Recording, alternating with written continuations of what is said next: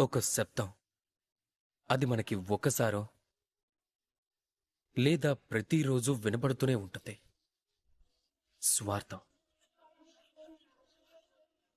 ఆ వ్యక్తి స్వార్థపరుడని, అతను స్వార్థంలో చాలా చెడు పనులు చేశాడని ఇలా ఎన్నో మాటలు వింటూ ఉంటాం.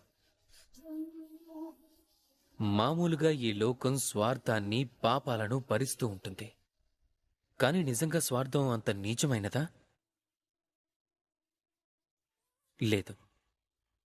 స్వార్థం అనే శబ్దం స్వాతో మొదలవుతుంది. అంటే స్వయంతో.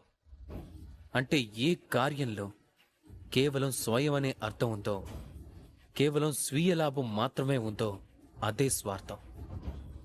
ఇక్కడ ఉత్పన్నమయ్యే ప్రశ్న ఏమిటంటే మీ యొక్క స్వయం అంటే ఏమిటి? మీ స్వయంలో మీరే ఉంటే ఖచ్చితంగా మీరు స్వార్థపరులే. ఒకవేళ మీ స్వయంలో మీ పరివారం ఉంటే మీరు పరివార ప్రేమికులు. ఒకవేళ మీ స్వయంలో అన్యులు కూడా ఉన్నట్లయితే మీరు పరోపకారులవుతారు.